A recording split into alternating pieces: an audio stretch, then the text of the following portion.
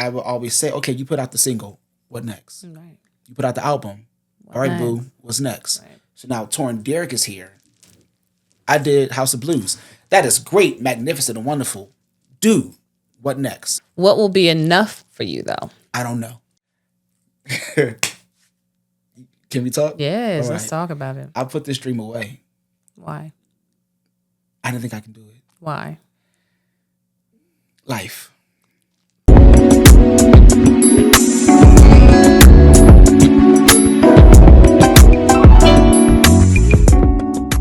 Hey everyone, we have a very special guest. Let me tell you, this guest has shown me so much of behind the scenes for his production that he just did, and I get to talk to him fresh off the stage about that production. So I'm going to put some clips here.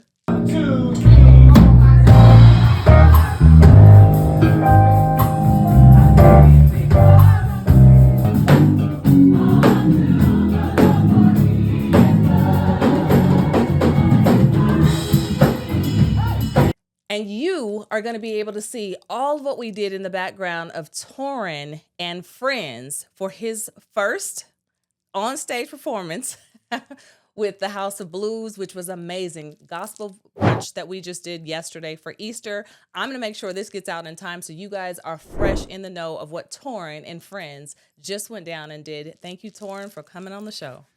Oh my God, I'm here. We finally got it here. Finally got I've been wanting you. Let me tell you, before I even knew what you did, and I don't know if you know that, I was like, I don't know what he does. I don't know any. I didn't know you were singing. I didn't know you were. Oh, wow.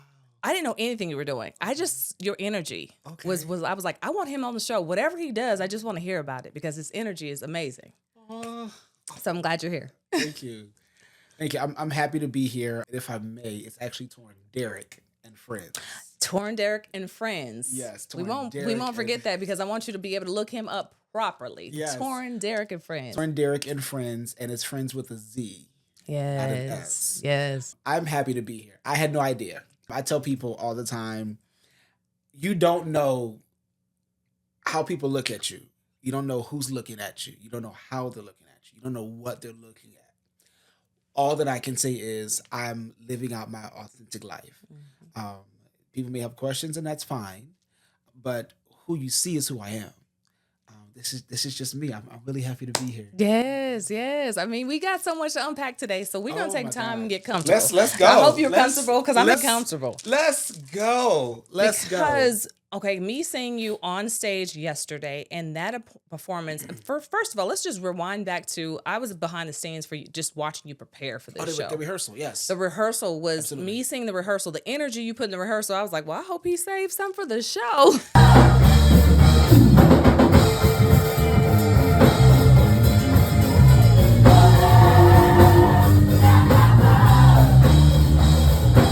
Because it was so much. But you brought that and you repeated that same energy on stage. I mean, and tenfold.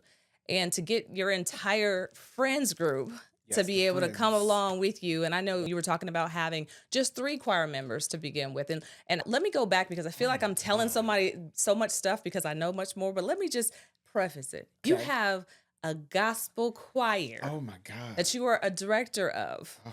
Yes. Amongst other things that we'll talk about. But you are a director of a gospel choir that started off with 3 members. 3 members. And literally now, yesterday was how many members were there? I want to see about a good 15. Yeah. 15 that were there. I had about another 5 that couldn't make it, but 15 that was on stage. Yeah. And the sound was amazing. Oh my God. Like you said, I started with 3. Mm-hmm. So if I go tell the story, I'm gonna tell the story. Okay, so I was already working with a gospel brunch to begin with in 2024. And it was doing great.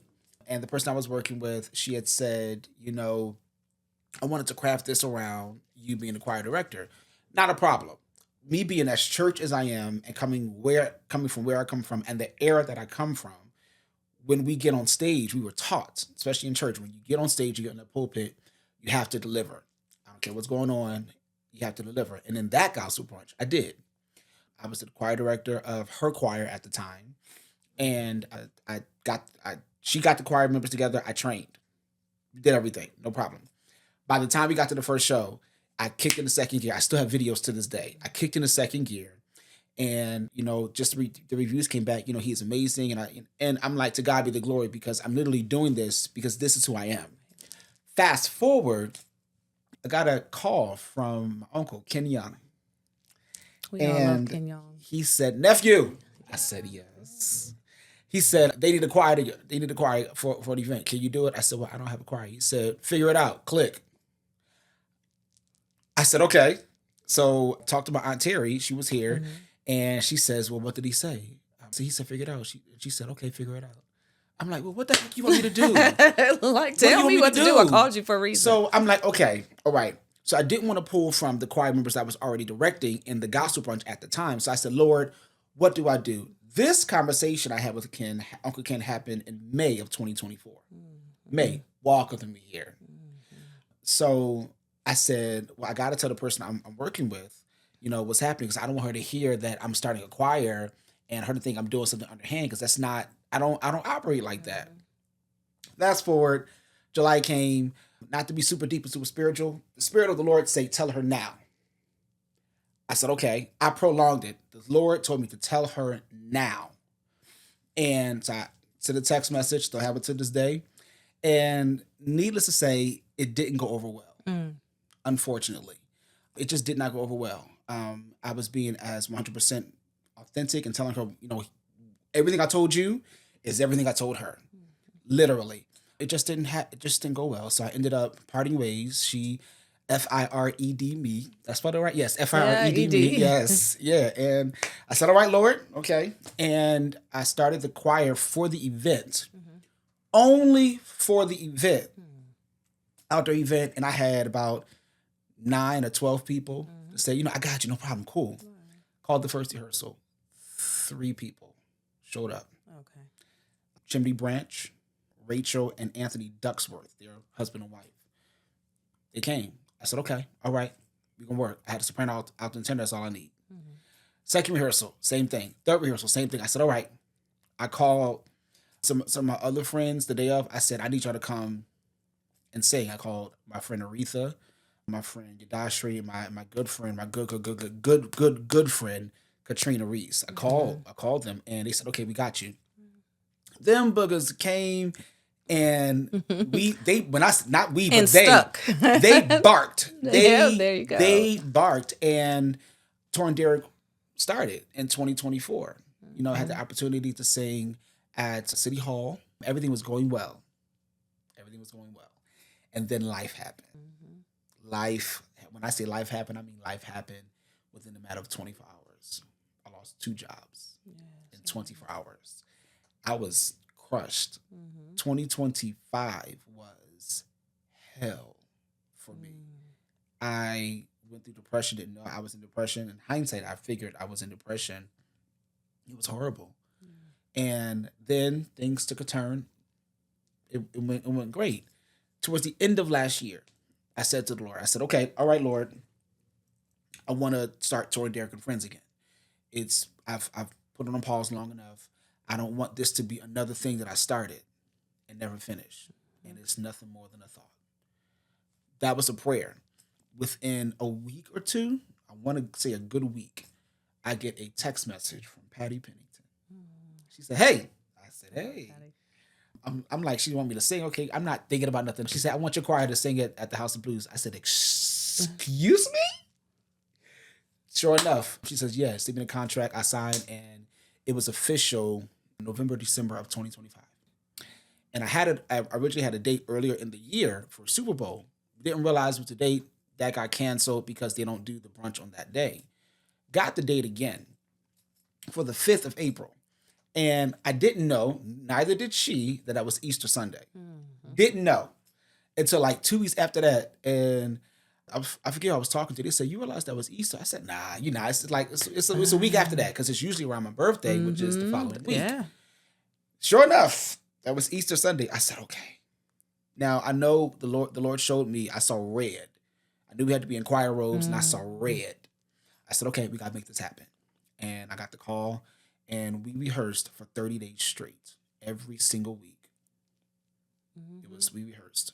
And when I say them people, they sung, they gave me their all. Every time I think about it, I'm like, that's a blessing. Right. They came ready for me to pour into, and for them to pour back into me, and for them to be committed to not just Torin Derek and Friends, but to the work of singing music, not just any music, but God's music. To sing about love and peace and what He means to us in our lives, no matter what our lives look like.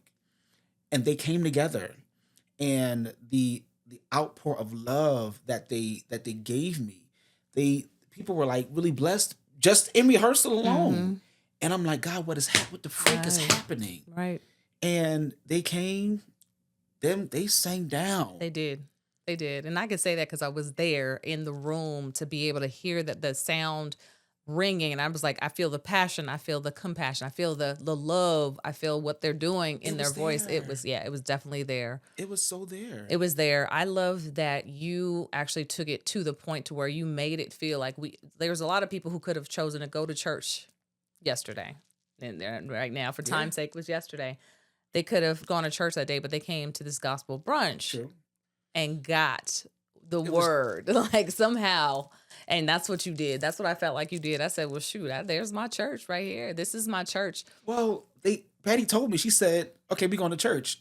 That's all you have to say to me. I'm literally, like I said to the church yesterday, I'm a bona fide church boy. You did. To my core, I am church. You can take me right now and put a mic in my hand on someone's pulpit, and in 2.5 seconds, I know how to deliver and adapt in that moment because it's literally engraved in my blood. Yeah. That's what I grew up. You talked about it yesterday. You were like in the womb. So you were singing, you were performing, you were in the womb. This is where it came from. So talking about young Torin Derek as a child and then growing up. Let's talk about that. Was this what you wanted to do, ministry, or what did you want to do? Okay. You want truth? I want truth. Okay.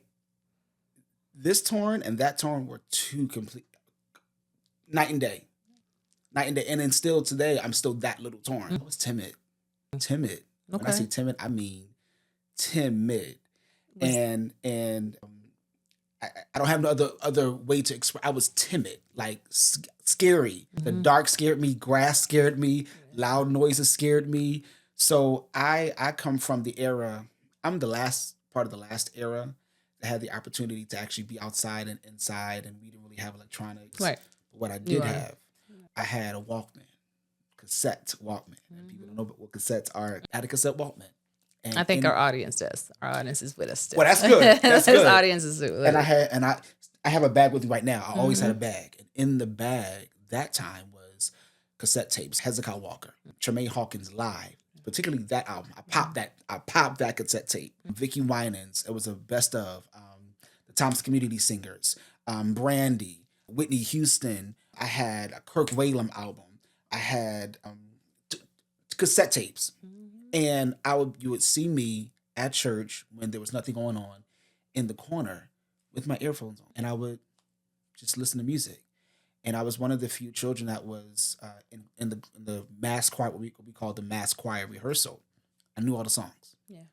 All the songs, all the licks, all the hits, how the choir directress, her name was Alice, and actually my style of directing is a derivative of her. I have to be honest. Like, it's just, that's what I grew up. So, the aggression, now the jumping around, maybe not, but, I'm direct. Listen, I don't know how much energy you put out there, but it was in second so gear. much. Yeah, but, it came over time. So, I've been singing since the womb, like I said, and my mother she's still living, thank God. She's a trained classical singer, a lyric soprano, and a trained ballet dancer. So music and arts was in my home. And she trained me. Yeah. Like, I'm growing up and I'm singing soprano. I could sing soprano then. I actually could. I had the range. Sing a soprano with no problem, with ease. Just tweeting like a bird. Okay. And the story says, I was at church one time and the service was going, choir was singing, and the choir was over here to my left. The organ was also like right behind in that area. I was somewhere in the vicinity of the organ directing the wall. There was a wall. It was a light blue wall. I remember it vividly to this day. I was directing the wall as if I'm directing the choir.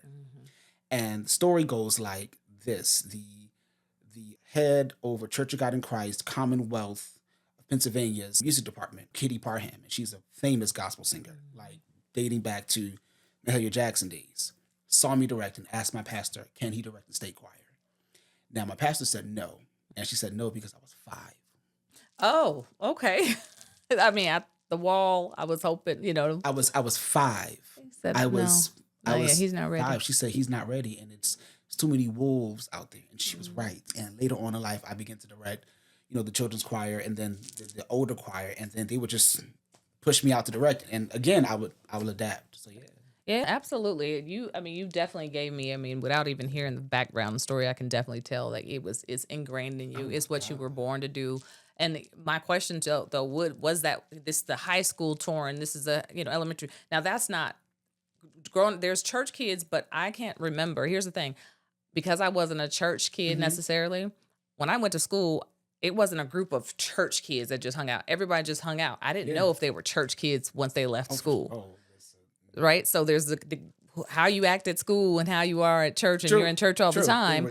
I didn't know. And so I couldn't have pointed out. I'm like, oh, I could have. Yeah, I definitely knew you were about. I'm sure you weren't. I don't know. Well, now, were you preaching at school? Now, okay, all right. You want truth? So to this day, they joke with me. They saw me in high school. You knew I was a church boy. Okay. There was absolutely, positively no question about it. You knew I was a church boy. Now, younger Torin, I would be, as they say in the secular world, want to play church with kids who don't know nothing about church. Okay. Oh, yeah, you were the one. But then I really was. And then when I got to high school, like, you knew I was a church boy. For some reason, they would say either one or two things. We know you're a church boy, and we know you can sing. I'm just sitting here. But I began to learn. I'm like, okay, certain things are literally written on your chest, and there's nothing you can do about it. Right. Yeah, like in high school, I was a church boy. They knew I could sing. They always asked me to sing. They always asked me to sing "Ribbon in the Sky." They always asked me to sing "Weak." Oh, talent shows. Did you do talent shows? I did talent shows. Okay. I did talent shows. We had a coffee house in high school. They always asked me to sing. Always tossed me the mic. Torin, sing something.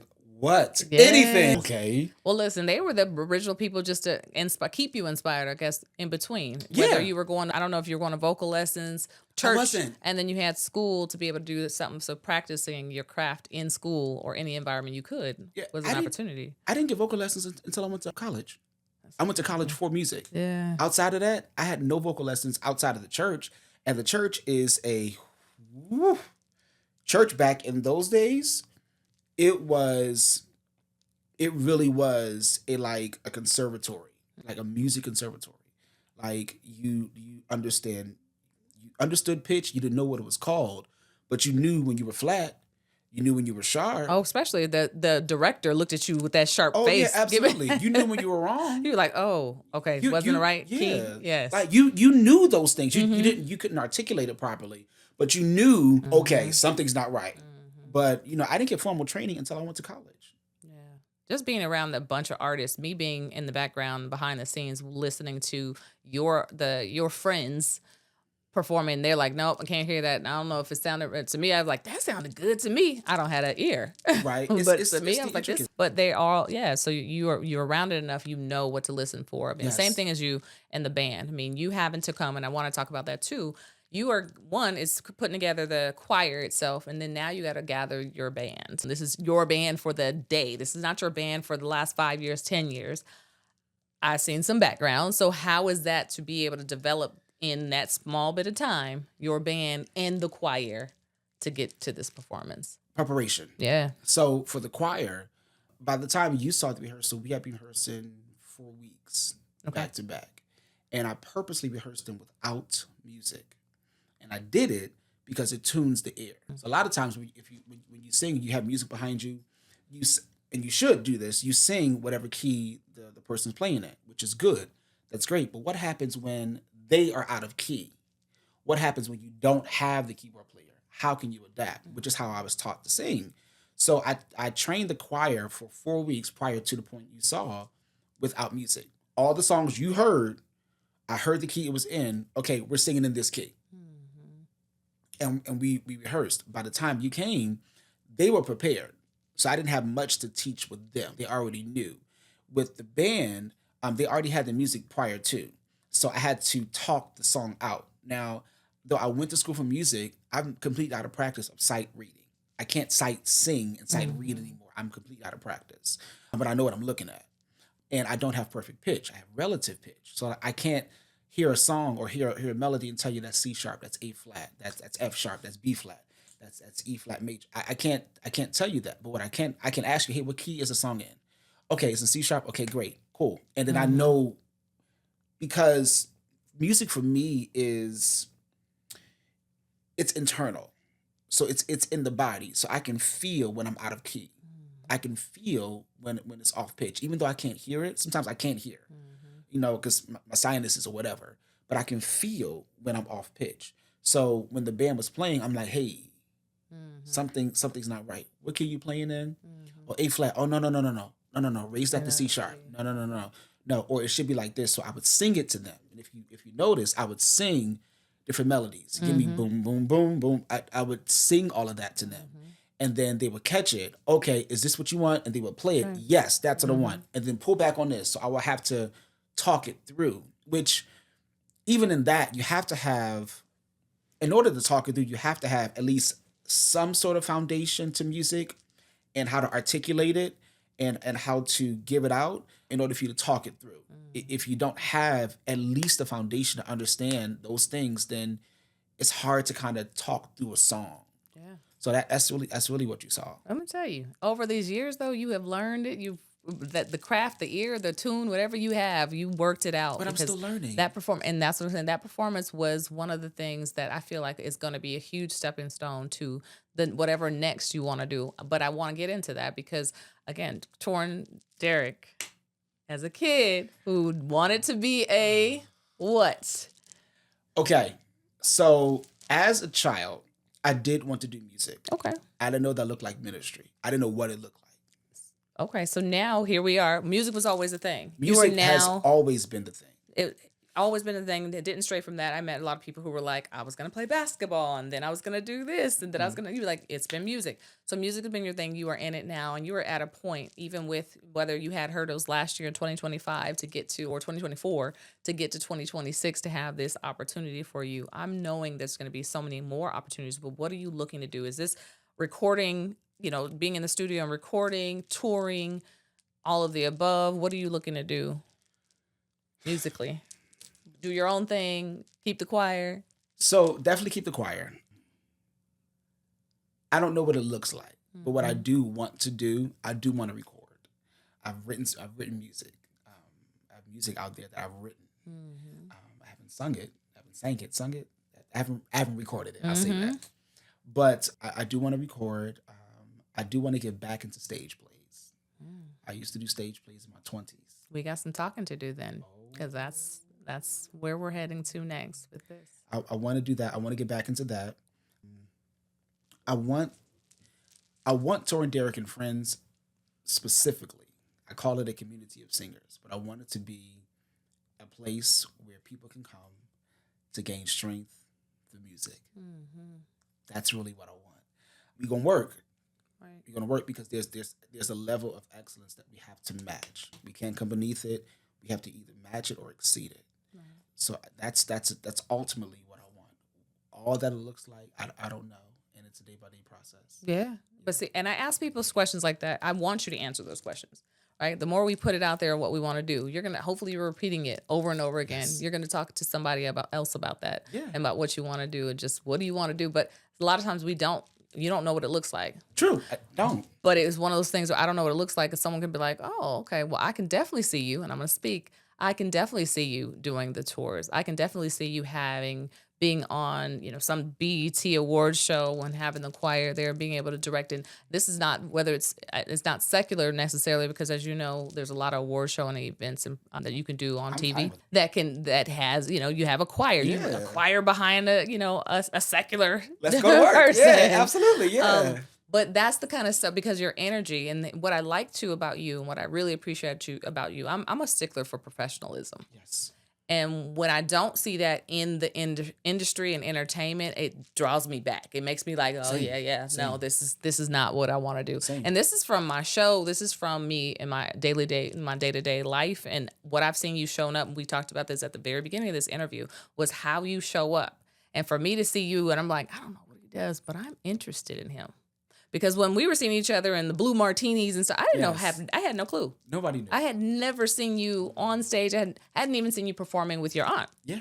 So later on, I saw you performing with your aunt, and I saw you doing your thing there, directing. Yes. What was it? The Aretha Franklin? Who was it? Was it Aretha Franklin? Mm-hmm. The Aretha Franklin performance. And I was like, oh, okay. Okay, I'm getting a little bit what he does. I said, either way, I'm going to see what he does. But it's how you show up, and when you're out there in the world, I see you move or glide across the room, and I'm like, who is that? I want to get to know this person. That's my mother coming out of me. Okay. That's my mother. Yeah, so you know what you know the feeling though. I have do. people say certain stuff like that, but when I see it from somebody else, I'm like, oh, that's what they're talking about. You can walk in your presence by yourself. You don't need an entourage. It's TORIN Derek. But now you got friends. Yeah, now I got friends. Now I got friends that love me. Yeah.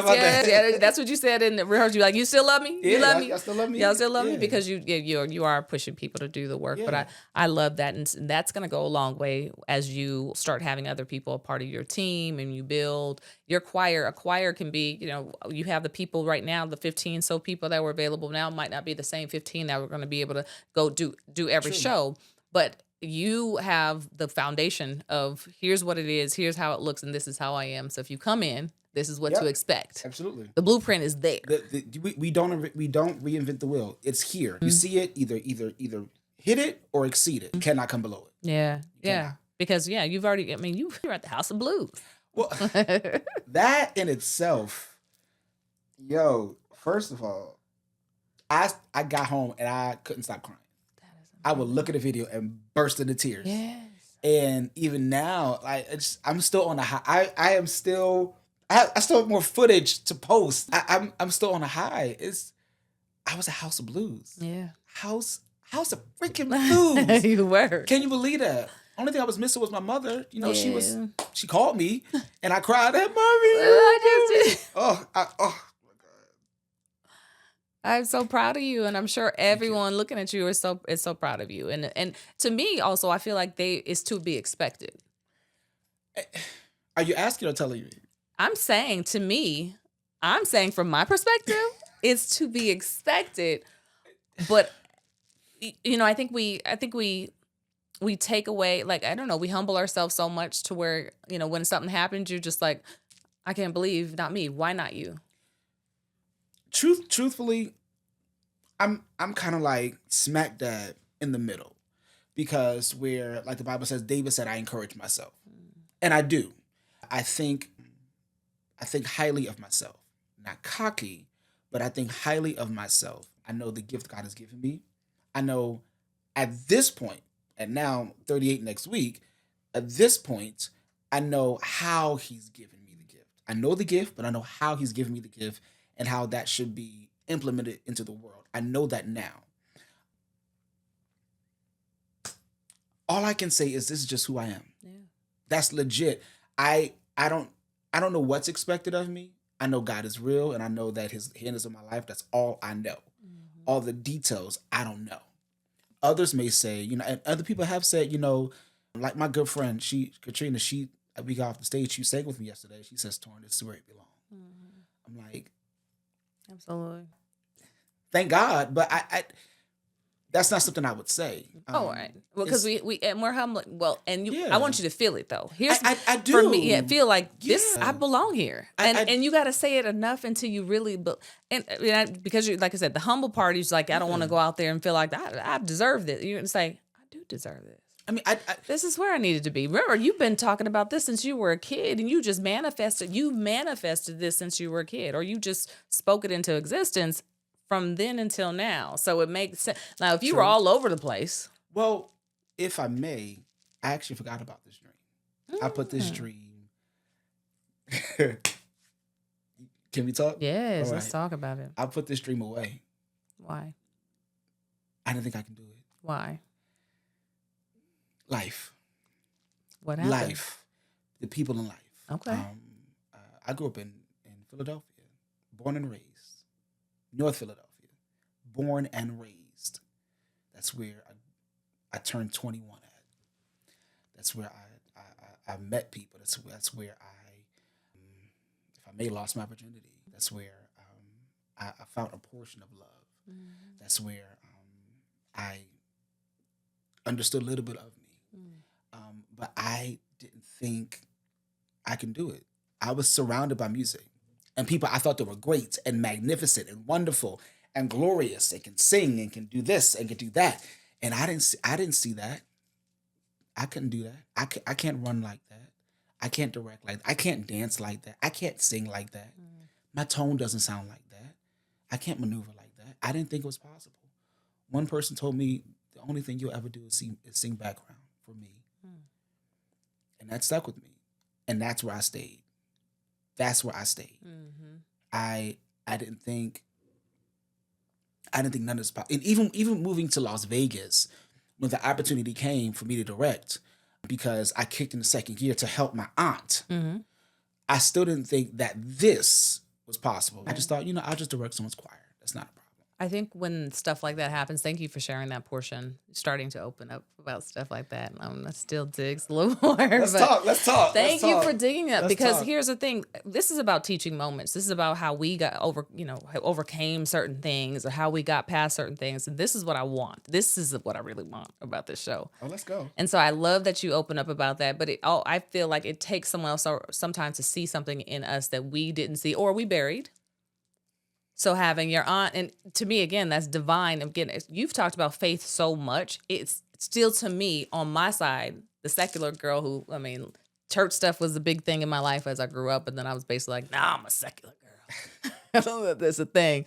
But on my side, you always had this faith in it and the belief in it. It just now took people to come in and remind you and tap on your shoulder and be like, this is for you. It's your time That's now. what God does. Mm-hmm. At this point in my life, I've learned that God allows life to happen for a lot of reasons. One, for us to understand who we are and who He's made us to be. And for us to understand where we fit at in this world. This world is vast and big. The city you live in is big. The state you live in is big. The country you live in is big. Let alone the world being big. And He allows things to happen in our lives so that we can understand this is where I want you to be at in this world. You got this person and that person and that person. You two are alike, but not the same. This is where I want you to be in this world. But also, He allows things to happen to remind you of the conversations you had with Him and the dreams that you had. And I believe that God used Ken Young to be that driving force to remind me, dude, this is for you. Let me tell you, people like that, I always say, those are those disciples walking on earth who are here to give it to us, to give it back, whether it was just a quick thought. And I'll tell you right now, knowing Ken makes no mistakes with his connections. Baby. He is not going to connect somebody that he does not feel like it's going to get, that man is strategic for a reason. Very strategic. Yes. And to be able to have him in your path in general is just, I say this for myself, is a super blessing. When I look back at it in hindsight, I'm like, what? Like, and he doesn't even know the totality of TORIN. He just knew what he saw. And what he saw for him was enough. Absolutely. It's humbling. Yes. It's truly humbling. Yes, and exciting and everything else. Getting in that bed last night and just sitting there twiddling your toes. I'm imagining it had to be something. And my mind is going because I'm like, okay, that was great. What next? Right. What is next? Right. Like, what do you? And I often tell people I've been in administration since I was 21. Behind the scenes, this now is I'm acting out what I've been teaching and what I've been gathering for 12 years. How old am I? 38. However long that is. So this is what I've gathered, and I will always say, okay, you put out the single. What next? Right. You put out the album. All right, boo. What's next? Right. So now TORIN Derek is here. I did House of Blues. That is great, magnificent, and wonderful.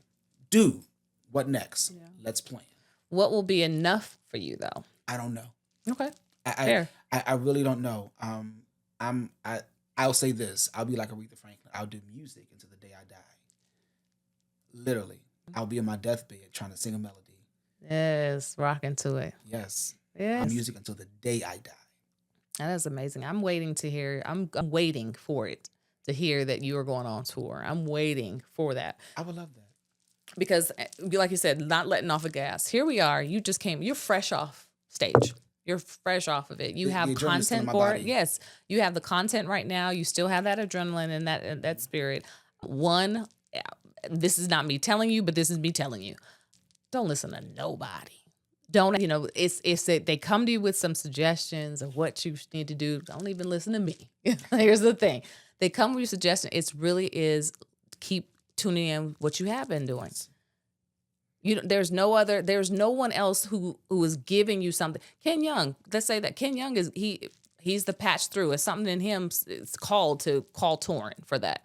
So whatever you're doing, like don't let off the gas, submit, post, do whatever you have to do. Reach out to somebody, show them the demo reel or whatever tape. I don't know how much recording you got from the front. I was trying to steal some from the back. I can put a video together now. It don't take much now. Putting that together, because I did see today. I love that you did it already. Instead, I was saying you don't even need me for that because you already posted today and was like, we are ready. Yes. We are ready to book. Yes. We are ready to be booked. Yes, and busy. Yes, we are available. Mm-hmm. We're available.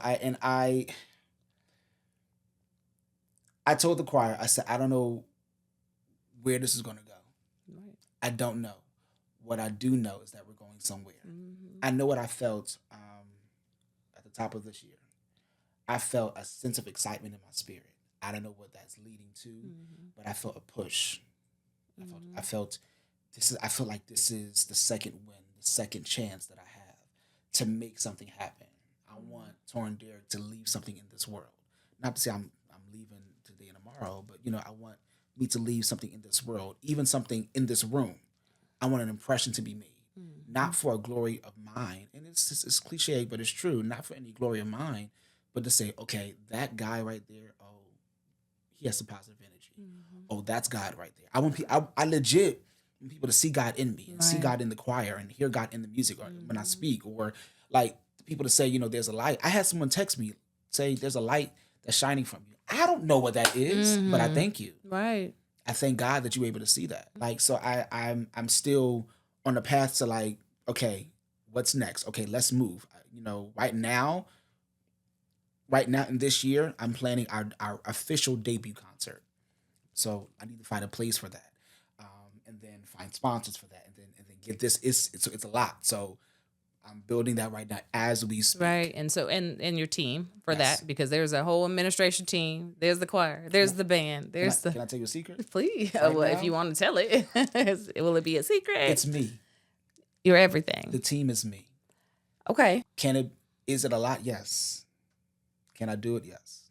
Okay. Have I done it? Yes. Is this your So especially if you've already done it for other people, why wouldn't you do it for yourself? If you have put together stuff for other people, and I say that I used to be being in HR even, but what they used to have me do is be part of the committees. Mm-hmm. So I'm planning a party for everybody, a ski trip or something for everybody. This is hotel accommodations. This is the food. This is the banquet. This is everything. Mm-hmm. Let's make sure we have microphones. And I'm doing all that. And I'm like, I could be hosting my own events. Could. Own parties. And I wasn't doing it for a long time. You've got to experience that. I just start doing it again. Oh, that was good. Thank you. I've just started doing it again, but I used to do it with people with money, with their money. It was a little that bit was your different. own money. Okay. It was a little different, but it was people with money and just like, oh, it's going to be $50,000. I was like, just like that. That's right. That's it. Okay. You're good. Like, oh, it's only $50,000. I'm like, only $50,000 for one day, one party. Yes. You know what I could do with $50,000. Girl. A good That's good what I used to say. This is me. This is Tanisha in her late 20s, early 30s, who was in charge of these big, 300. I mean, sometimes 300 people, sometimes it was for 50 people. And 300 people was even more money. The budget was bigger. I would hope so. It's amazing. Yes. Like, that's amazing. But it gave me ideas. It gave me ways to be creative. So even I might not be able to call them, say, catering companies. But I actually have the logistical part in me. So you know what goes into it. Yeah. that's really where I'm at. A friend of mine here in Vegas, he said, "Hey, who does your marketing? They got you blowing up." So I laughed and I didn't say anything. And he said, "What's so funny?" I said, "It's me." He said, "You lying." I said, "Yes, it's the truth." It's Like you. it's because I know what goes into it. I've done it for so many people, and I'm always gathering information. Though I have knowledge and I have wisdom, thank God, but I'm always gathering information. So I'll do a research to figure out how to do that, and I'll do that and don't need nobody else to do that. Right.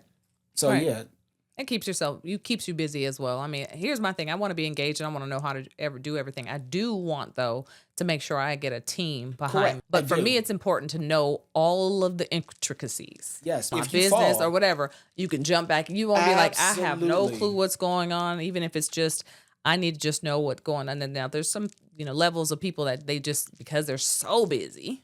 Yeah. The Tyler Perrys of the world cannot just.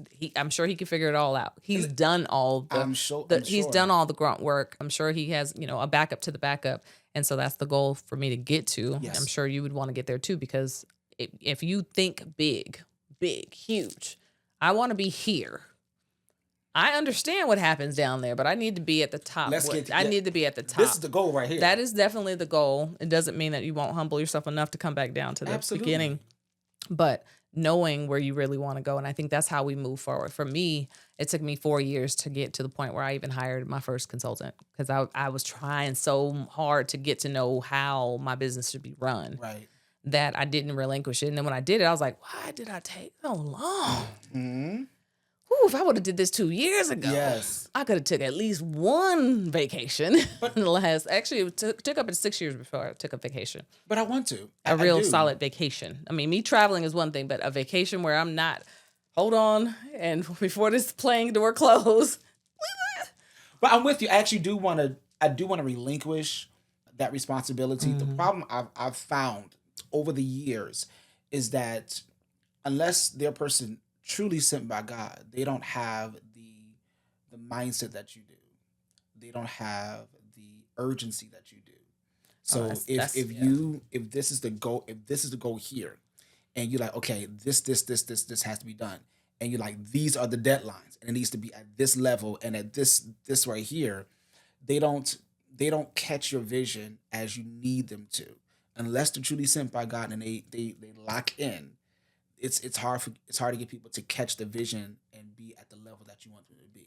I could say that for being in the HR person, yes. you have to, when you hire somebody to do a job, they're in for whatever reason is the reason why they're doing the job. Here's the thing.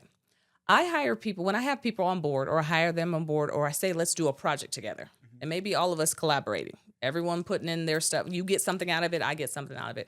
I always ask the question, what is the gain? What for you? Yes. Because if you don't have a gain for yourself, and I'm not saying it's not selfish. If you don't have a gain for yourself, I don't feel like you're going to put your all into it. Absolutely. So let me know I want to know what you're getting. People think that's a trick. Yeah. That's a trick question. It's not.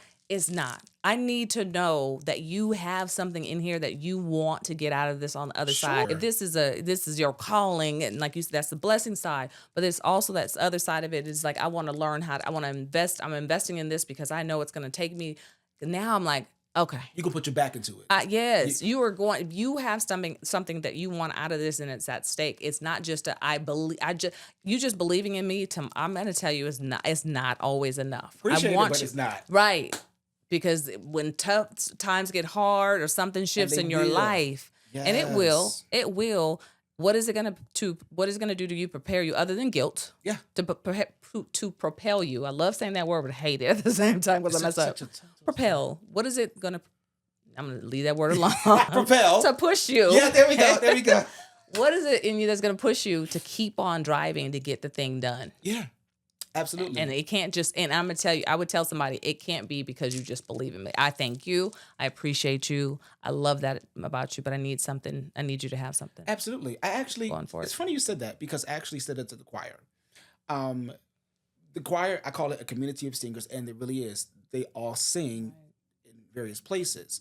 But when you come to Torin Derek and Friends, when you sing this music, I need you to actually have a mindset to understand why you're singing this. And I said to them in rehearsal, I said, before we sing a total praise, before we sing Lord You're Great, before we sing Jesus the Light, what is your reason for singing this song?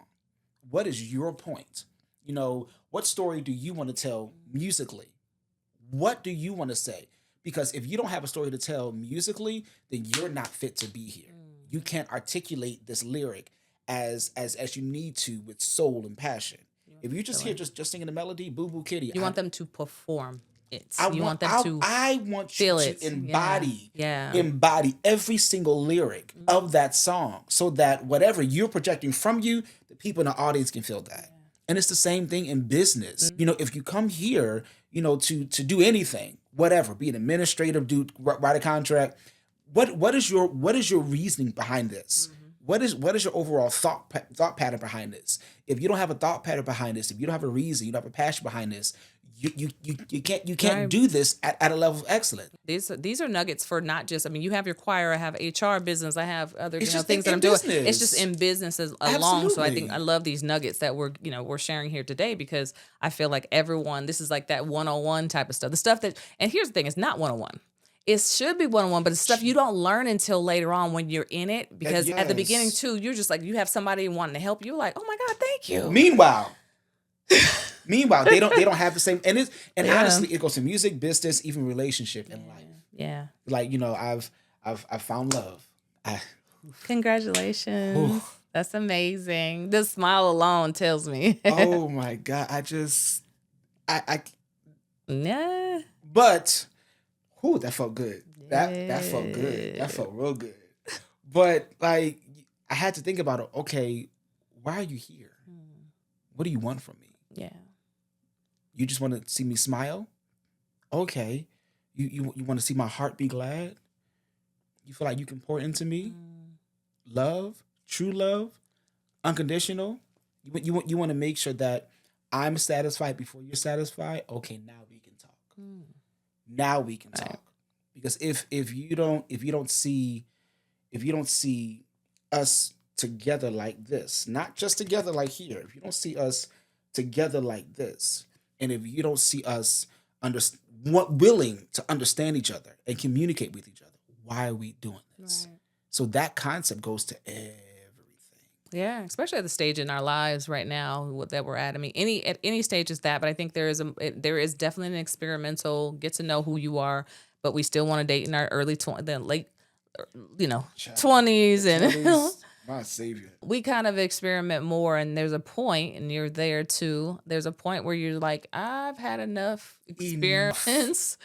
I don't want to experiment no more. I don't want to, I'm looking for something real or nothing. And I'm hearing that more and more. And this is, not the traditional thing. People want to get married, have kids, and that be it. And that's so good. they're super distraught when it Yeah. doesn't work out. But I'm like, at the same time, open your heart. If it's not working out, why be uncomfortable? Why force it?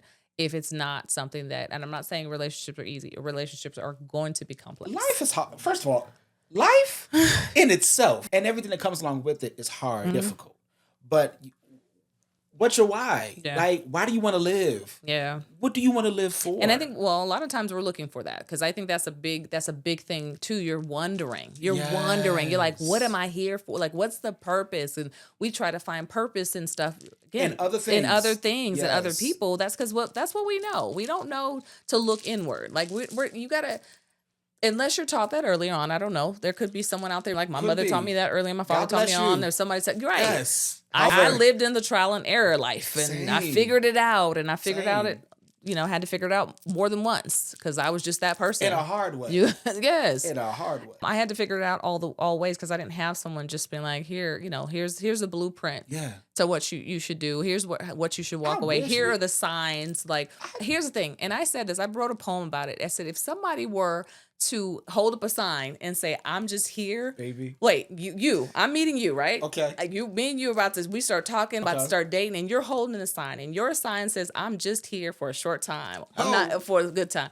I'm here to teach you a lesson. I don't Would want it.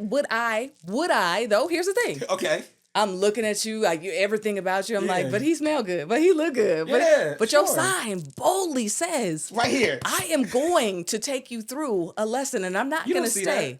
I don't see none of it. At all. Nope. I am going to look past it. I'm going to ignore it. All the signs every sign, I'm going to ignore it because of my whatever's in me that makes me feel like I need to have this right now. Absolutely. To make me feel better. Are we talking? We talking. Okay. I've done that too many times to count, to the point where I can't take another hit. If so, I am literally, and I'm not saying this just by any type of words, I literally would end up in Cedar-Sinai Hospital. Literally. I've done that too many times. And when I moved to Las Vegas, I had no plan, but I knew I wanted life to be different. I did not know what that looked like. And I knew I wanted to avail myself to love. What I didn't know is that every single solitary person that would be in my life would teach me a hard lesson and will make me see Torin in a way I've never seen Torin before, and will make Torin realize that Torin is not as healed as he thought he was. Right. Yeah. And those moments, in hindsight, thanks be unto God for allowing me to learn those things, because all of those moments brought me to this point. Great. I can say that now. Now. Then I wanted all hell to break loose and everybody to go to hell. Yeah. Like, it was... Again, it's the thing that we're forcing because we feel like we need it. And it's, if someone else on the outside probably been like, you don't need it. You don't. You don't need it. No, walk away. It's so easy for someone to say that though, than you. Yes. It's easier said than done. And it's really great when you get on the other side though. Isn't it good? Don't it feel good? And I thought, okay, in church we say, the only way to get through is to go get through it. Go through it. Yeah. And, well, it sounds good, and it is a true statement, but it don't feel good. But once you do come out on the other side, you're like, oh my God. Yeah. Thank you, Lord, for those lessons. Because now, with the blessings that I have now, I can truly appreciate it. I can appreciate it. I said to my aunt one time, had this happened, the top of 2025 alone, I would have squandered it within 30 days. 30 days. Something I've been praying God for months, years. And you lose it in 30 days? No. But I'm grateful that I'm able to stand here or sit here at this point, but have this understanding that all of these things made sense. Right. And let me tell you, when it happens, when something happens again, because it's going to, life happens. Yes. Right. When something happens, it's my goal for me now is to get quicker to the, okay, there's a light at the end of this tunnel. Yeah. I see that tunnel. It's a little further. It's push through. Instead of not seeing that tunnel. Right. Yes. Because I've had that time where I was like, oh, this is going to be my life for the rest of my life. What am I going to do? This the woe is me. And I sit in that so long that it takes me longer to get out of it. Yes. And now I know, I'm like, if I got through this, and this, and that, yes, I can get through what I'm going through today. Absolutely. Right? Absolutely. And then I do the checklist. I still have my health. I still have, something. I still have this stuff, blessing that I do. When you go through that checklist. Right. When I go through that checklist, that is what I have to do to pull myself back. And I'm sharing this because I feel like it is something for somebody, especially if you're somebody who gets in your head a lot. And for mental health or whatever it is, we get in our head a lot. I suffer with anxiety, and so I feel it coming on. I know it's about to happen. I know, and I talk about it on the show a lot because I know that 7 days of. It's that 7 to 10 days sometimes. It's a real thing. It's terrible, and I feel it coming on. I'm like, oh, okay. Try to change my mind. So try to change up my mindset real quick right now. Is anything wrong? Is it health wrong? Is it just an imbalance? I have to go through that in order to pull myself back faster because I would be 21 days in. I believe you. I believe you. Like, please. I have a good friend, as to say, a good girlfriend. Like, we're actually friends. He's a friend that happens to be a lady. Mm-hmm. But a good friend who suffers from anxiety terribly. And I said to her one day, because I was tired of her beating herself down, because I'm seeing all of the good things that are in front of her, but she can't see it. And I would tell her, hey, don't do that. Take it day by day. What about this? Do you need to do that today? No, but what about, is that important today? When is the deadline? In 2 weeks, you worry about that later on. Right. What is the concentration for today? That's amazing that you can do that, because for me though, the reason why you can do that is because she opened up and let you know that. For me, no one will ever know. I am going to suffer in silence every time. I've done that. And it sucks that that people who do that, there's that whole group, there's the people who go out there and then they react a certain way. Now, granted, are there signs? I'm sure there's signs. Yeah. she's not talking as much. She didn't answer. Took her 3 days to get back to my text messages. Though there's signs. There's definitely that I could never avoid. True. And if you're really, really close to me, you really see me, you were like, you're a little off. And it's a slight subtle change. It's something that if you're close enough, you know. But then there's the people who are very vocal, and they're going to let you know, and their body language and the behaviors are going to be very vocal, very out there. And those are people I think they're crying out for help. Yeah. Right. With me, I'm just like, no, because that's a personality thing. I don't need, I'm good. I'll be good. I know it's going to just last for a couple of days. I've been dealing with it. I've been knowing about this since I was about 13, 14, having the up and downs and stuff like that. So I know how to manage it. I got this. I've been there. There's nothing I'm doing to trigger it or, but what can I do to work on it and get it balanced again? Well, I had to. The reason why I was able to actually do that, not so much because she opened up to me, but because I actually dealt with that myself. You saw it. I saw it in myself, and I'm like, something's not right. Didn't know what it was. I didn't know I was having panic attacks until I had the panic attack. Yeah. Didn't know it. And it'll be like this. My aunt will call me. She says, "Hey, what's wrong?" I said, "I'm good." She says, "You're lying." I said, "Excuse me." She says, "N-word." Dot. She said, "You lying." And I said, "Well, how do you know?" She said, "I can feel you." And she'll say it just like that. I'm like, "Dang it." Yes. She said, I can feel you. Yeah. Get it together. Yes. And she'll do it like that. And after I would have to talk to myself. Okay, Torin, you're not going to do this today. Right. Take it day by day. So the things I learned myself, I was able to feed it to my friend. But I think that's what I noticed what God allowed. The Bible says. We talking. The Bible says this. They are overcome by the blood of the Lamb, by the words of their testimony. That's a song that Maddie Moss Clark did years ago, but I didn't realize till I got older. We really are helpers one to another. We really are. Like, we go through things in our lives singularly to be a help to somebody else. Right. And we may not know, it may not be blatant in front of our face, but when there's a prayer that I pray that when I open my mouth, God, you feel it. I can be in a conversation with someone and stuff pops out of my mouth. I'm like, where the heck did that come from? But that's the Lord depositing into me to give to that person because I just dealt with that. Right. And now I can speak from a place of not superiority, but from a place of I understand. Right.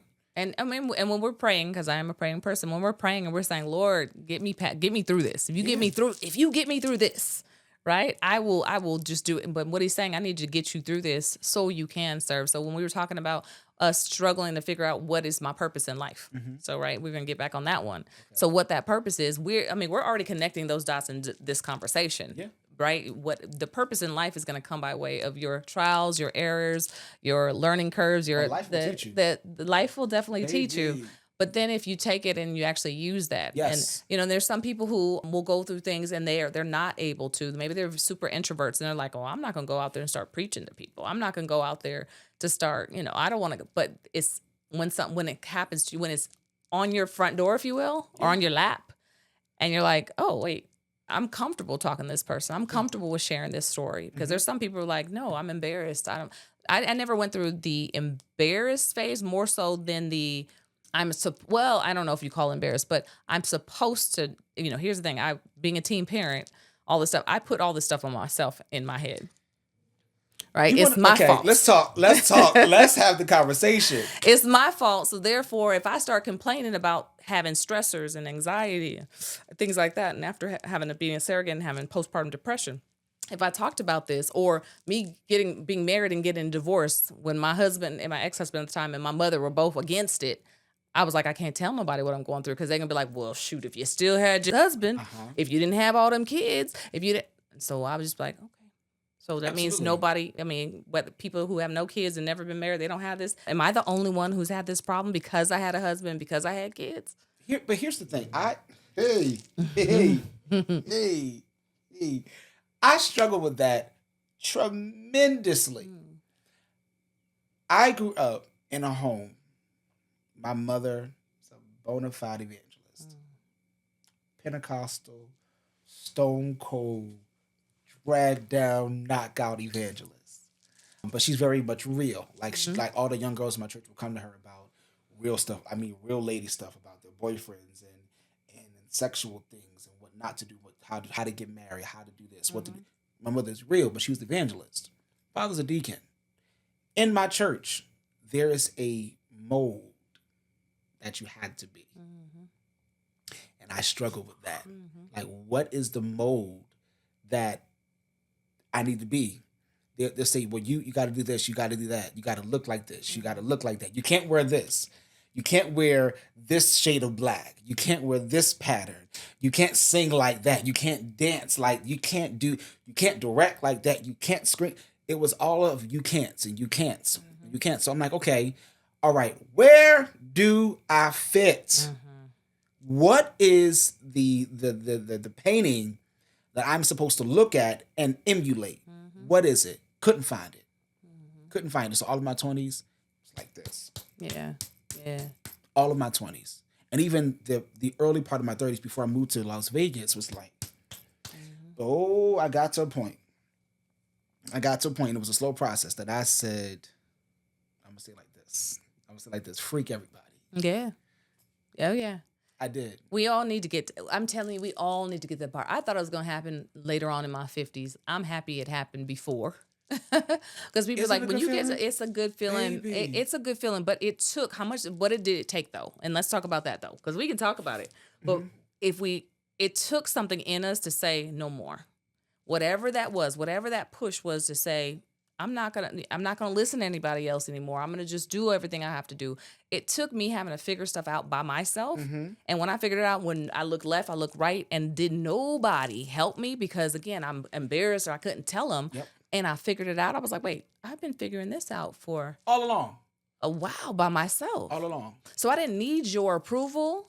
I didn't need the justification from you. I didn't need your what do you call that? Kind of like your forgiveness. If there's word, like I don't need that from you. You know, I approve. You know what I mean? I forgive you for what you've done. You know, and a lot of times in the church, a lot of times you were saying sorry to your mother. Sorry, but I'm gonna do this. There's no sorries, right? I thank you for teaching me to be the man, the woman in my case that I am, to be able to stand on my own, to be someone who is, who I trust myself. You've actually molded me in a lot of ways to be this way. So thank you. Not sorry, but thank you. And oh my God, I said that exact thing to my mother because I'm her baby. I'm her, not just her baby. I'm her baby son. I'm the matter of fact. As a matter of fact, at this age is when she had me. She had me at 37 and a half. I was the oops baby. You let her tell it. It's a little graphic. Nobody needs to hear that story. However, at comma. But I was her baby. And she said early on, the Lord told her to cover me, to make sure I was covered, which I believe that happened. She didn't know what covering Torin meant. So in hindsight, she did the best way she could. In reality, at the time, it was hell. Yeah, to protect you from yourself when you didn't need all that protection. It was pure hell. Now, don't get me wrong. My mother was, if I need to tell a woman how to be a mother, call Diane. My mother, even my father, I had good parents. Thank God, I had good parents. I lived in a home that's my birth mother, my birth father. So I was blessed, but I was both their baby sons. And I was my father's only son that he actually raised. He had 4 children before me. That was with his ex-wife that he hated to her guts. And she was me. Sorry, that it was the truth. I'm gonna tell you what the Lord loves. She wasn't the kindest. Even as a young child, I knew what unkindness was. I saw it. But they didn't know what covering Torin meant, and they did the best way they could, but it was hell. It was hell. And I said to my mother, I said, Mommy, I'm okay. Like you've given me all that I need to have. My foundation is solid. Solid. My foundation, when I say solid, I mean it's solid. Like people say, well, how do you do this? I have the ability, thanks be to my parents, that I can go into any place, any job, any location, anywhere, and adapt. You think I've done it all this time. But I get my foundation is solid. But I said to my mother, I'm like, you've given me the tools that I needed to have. I know what to do. Right. If I go to a job right now, I know what to look like for my 401k. I know what to look like for my benefits. I know how to read that. I know how to write and read a contract effectively. I know what to do. Let me be me. Right. Let me be me. And it took me having argument with people I don't know. It took me having arguments after arguments after arguments, and going back and forth with this person and that person. And at a certain point, I'm like, hold up, Torin. Wait, hold up. Why are you having the same argument with multiple people? It can't be them. It got to be you. What's going on? So then I started looking at myself and I started saying, okay, this wall is up, that wall is up. You're a jerk. You're a complete a-hole. Right. Okay, let's pull that back a bit. Let's push the gas when you need to, but let's have a little more compassion. All right, let's do that. And even now I'm telling myself, like, hold up, hold, pull it back. But it got me to I was having too many arguments to like, hey, so you know what? F everybody, because I'm hearing too many voices. I can't even hear myself think, and I can't even hear God tell me what to do. Because I have you telling me what to do, you telling me what to do. You don't think I should do that? Freak out of here. No. Leave me alone. And even to this day, and I said it on House of Blues yesterday, I didn't have time to go into detail. People say I'm too much. You said that, yeah. I think I do did too this. much, yeah. I do too much. Well, and you know, for some people, I am too much, and that's fine. You done busted out your robe and everything. I did. First song. I went to unbutton it, and it was like, oh, you know what? It's already. Let's go. Yeah. And Chimney came and buttoned it. Yes, I'm like, you know what? Let's go. But it was all it was you praising and doing what you needed to do. But I was like, oh, he going off. Okay. Yeah, like, you know, people say, you know, I you do too much. Yeah, you're saying, but that is something for you to kind of deal with. What is Tracy Ellis Ross? She said, I am not everybody's cup of tea. Baby, I'm not. And I'm not. I had to learn that. And I'm not. And I don't want to be. I don't want to be everyone's cup of tea. I'm happy with being the, you know, I'm okay. Whatever, the Earl Greys one day. I want to be the matcha. I'm like a green one day. I think I'm a chai. It's nice and smooth. And there's a chai. There's certain days for that. I'm a certain day gal. Yeah. I'm not gonna stick with the same. No. I'm gonna switch it up every once in a while. Which and that's okay. And that in itself is not for everybody. And we're talking about teas, but to bring it back to reality, it's really is. I do have to where I am super eclectic and outgoing and charismatic. And then there's those days where I just want to go be with nature with no shoes on, and I don't care if my feet are dirty. But I was raised opposite, where my mother would have been like, never will you wear no shoes outside. Put your shoes on. Oh my gosh. Same. But yeah, that dirty little girl in me who wanted to be dirty, secret, you know, and hide because my mom wouldn't let me be, is where sometimes I want to be, you know, kind of just out there in nature. Well, it's not for everybody. I can see that because, like I said earlier, so when I was coming up, I was very timid. Very timid. You ask my aunt, she said yes. Very timid.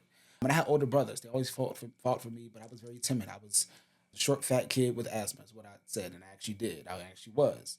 But even now, at this age, though you have this personality on camera, on stage, backstage, I'm just sitting there. Yeah. I sat backstage with my face in my towel, just sitting there.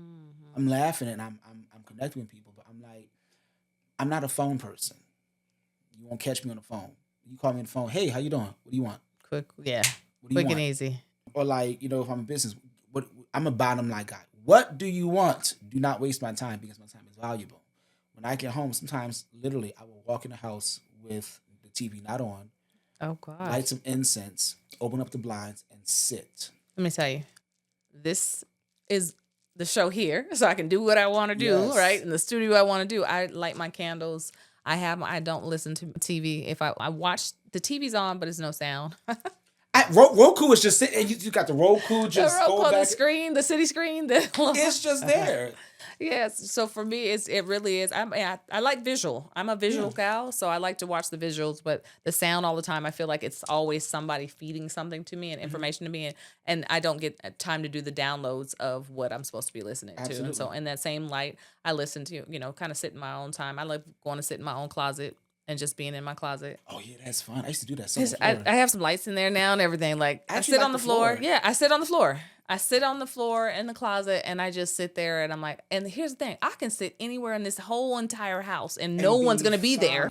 no one's gonna be there, but it's just that space that I really Yes. like. So Especially when the sun's you gotta- shining on you. it's no, it's dark. Ain't got no one knows that. I'm in the dark. I'm probably weird about it, but that is my war Done that. room. I have done it. Like the lights, the day went and it went from light to day, and I'm sitting in dark. And still, you haven't turned on nothing. You just And don't tend to move for the next hour. that's perfect. Well, I always say we always have more stuff that we can talk about and we can get into. But we are friends. I always say after you're on my show, we friends for real now. For real. And now that I've moved the show from a studio offsite to my home. Mm-hmm. That is huge for me because it's so hard. It was so hard for me. This studio has been ready for months. It's been ready for months, but I was timid about bringing people into my home, into my space, because it really is something. It's I don't want to have to start staging. I don't want to have to do all that stuff. I wanted people with good energy. And so now it's not just anybody. Attention. You can't just refer anybody. I really want to know the people on my show so far are people like I've connected with. Yeah. Luckily, it's people in the industry, performers, artists, because that's my passion. Mm-hmm. I am not an artist, but I figure out I'm behind the scenes you're in the gal. room. I'm in the room. I'm in the sure right in the room. rooms. I'm in the right rooms, which is a blessing. And so I'm glad that we were able to do this, but I feel like we need to do so much more. Sure. Everyone I know, we're going to make a connection. We're going to work on something. We talk about this, and I say it publicly and on camera because I want later on to be like, remember when I said... Remember when we said... I remember. Yes. If not, rewind the tape. Run that back. So we can get that back. Torin, Derek, and Friends. I want everyone to know how to get in touch with you and then how to get in touch with you on the Torin, Derek, and Friends tip as well. So please share that. This is your camera here. That's my camera here? That's your camera here. Hi, Talk camera. to the folks. Hi. So my name is Torin Derek of Torin Derek and Friends. You can catch me on Instagram. Torin Derek Speaks is my page. The choir's page is Torin Derek, the letter N, Friends with a Z, not an S. You can email me, tderekbusiness at gmail.com. I'm sorry, I don't even know my own Gmail account. You have to go back to the day with y'all. Absolutely, but it's tderekbusiness at gmail.com. And Derek is spelled Derek. Torin is spelled Torin. Hey. And you can find us anywhere. You can literally, you search Torin Derek and Friends and we're going to pop up. There we go. All right. We're out here in Las Vegas, Nevada. Torin, hopefully you'll be seeing Torin, Derek, and Friends on tour in a city near you. But for now, get out to Las Vegas. If you see the show, if you saw the show, go ahead and give him a shout out, tag him, like him, share him, because the more we do together, the more we can get him out there into the industry and doing more in the world. I can't wait to see it and be a part of whatever I need to be in the background. All right. Thank you. Thank you for having all this time for me, because we have definitely spent some time today. Thank you for having me.